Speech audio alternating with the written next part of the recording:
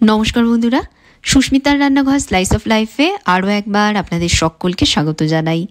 ঘরের চাল, পনির আর কিছু সবজি দিয়ে কম ঝামেলার চটজলদি একটা রান্না, হাতে মাখা নিরামিষ পোলাও আজ তৈরি করে দেখাবো। যারা ঝটপট কিছু রেঁধে ফেলতে চান, এই ভিডিওটা স্পেশালি তাদের জন্য। চোখের পলকে রেডি হয়ে যাবে সাধারণ জিনিস দিয়েই অসাধারণ স্বাদের এই ওয়ান পট মিল। তো আশা করছি আপনাদের সকলের ভালো লাগবে আজকের ভিডিওটা। দেখে নিন রেসিপি। এর জন্য আমি নিয়েছি 200 গ্রাম পনির। এখন একটা ছুরির সাহায্যে পনিরটাকে আমি ছোট ছোট টুকরোয় কেটে নিচ্ছি। টুকরোগুলো আমি এরকম মাঝারি মাপের করে কাটছি, তবে এর থেকে ছোট টুকরোই আপনারা যদি কাটতে চান সেটাও কাটতে পারেন। মোটমাট যেমন ইচ্ছে সেরকম সাইজ করে কেটে নেবেন। তো পনিরটা আমি এভাবে দেখুন কেটে নিয়েছি। এখানে নিয়েছি আমি হাফ কাপ কুচনো নারকেলের খোসা আমি ছাড়িয়ে নিয়েছি, আপনারা চাইলে খোসা সমেত রাখতে পারেন। ছোট ছোট টুকরোয় কেটেছি নারকেলটাকে। এখন একটা গ্রাইন্ডার জারের মধ্যে টুকরোগুলো নিয়ে নিলাম। এর সাথেই দিয়ে দিচ্ছি এর মধ্যে 1 টেবিল চামচ সাদা তিল। এবার নারকেল আর সাদা তিল একসাথে মিহি করে বেটে নেব। এর মধ্যে প্রয়োজন মতন জল দিয়ে মিহি করে একসাথে আমি এগুলোকে দেখুন বেটে নিয়েছি। এবার পোলাওয়ের জন্য আমি এখানে নিয়েছি 3 কাপ সেদ্ধ চাল। রোজকার রান্নায় ব্যবহার করা চাল দিয়ে রান্নাটা আমি করছি, তবে আপনারা চাইলে গোবিন্দভোগ চাল বা পোলাও চাল দিয়েও কিন্তু এই রান্নাটা করতে পারেন।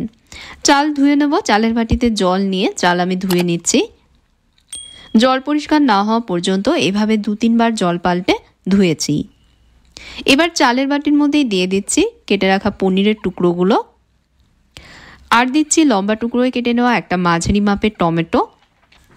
1 মুঠো দিয়ে দিলাম এর মধ্যে মটরশুঁটি, ফ্রোজেন বা ফ্রেশ দুটো মটরই দেওয়া যাবে, আমি এখানে ফ্রোজেনটা ব্যবহার করছি।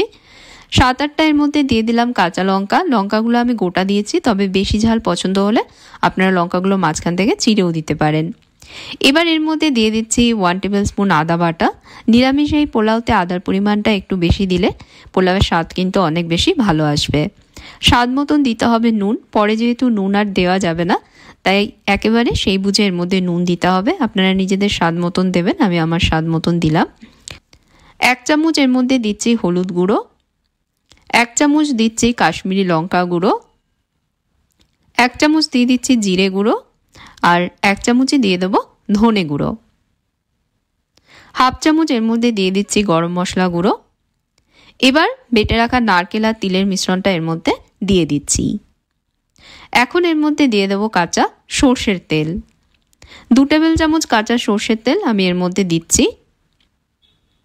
এবার সব উপকরণের সাথে চাল, পনির এগুলো মেখে নেব।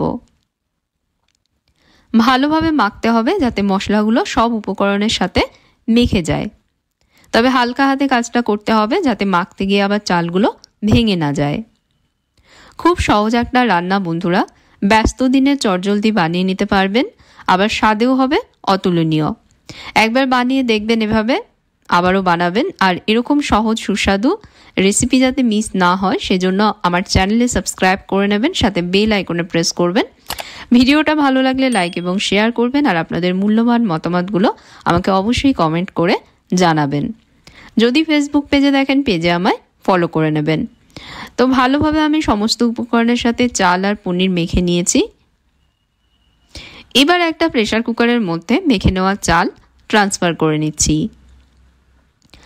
রান্নাটা যাতে চটজলদি হয় সেই জন্য আমি প্রেসার কুকারে তৈরি করছি, তবে আপনারা কিন্তু অন্য পাত্রেও বানাতে পারেন।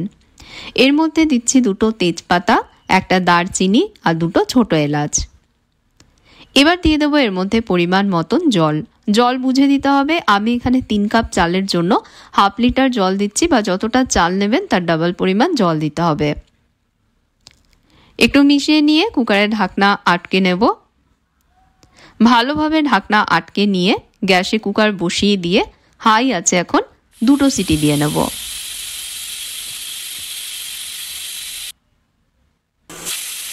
দুটো সিটি পড়ার পর গ্যাস বন্ধ করে দিয়ে কুকার ঠান্ডা হতে দেব।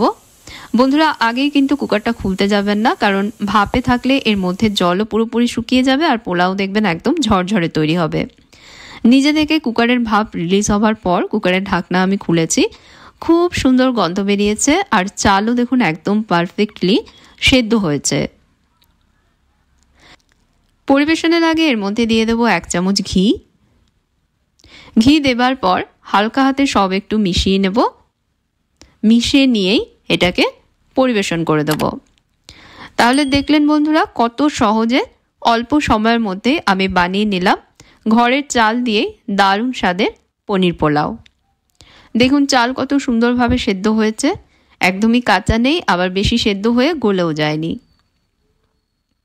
আজকের এই সহজ রান্নাটা যদি আপনাদের মন ছুঁয়ে যায় তাহলে একবার অবশ্যই বাড়িতে ট্রাই করে দেখবেন আর প্রিয়জনদের সাথে শেয়ার করবেন। কমেন্ট করে জানাবেন কেমন লাগলো। এরকম সহজ সুস্বাদু রান্নার জন্য অবশ্যই চ্যানেলটাকে সাবস্ক্রাইব করবেন আর পাশে থাকা বেল আইকনে প্রেস করতে ভুলবেন না। সাথে আমার ফেসবুক পেজও ফলো করে নেবেন। তাহলে আজকের মতন বিদায় নিচ্ছি বন্ধুরা।